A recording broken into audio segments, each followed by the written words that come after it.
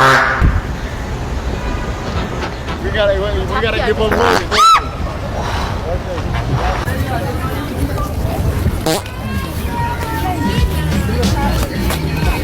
That's like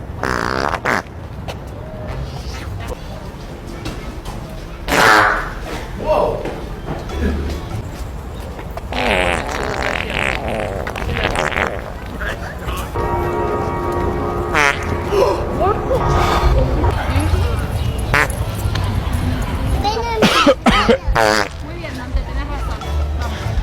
Vamos rápido. Just hold on.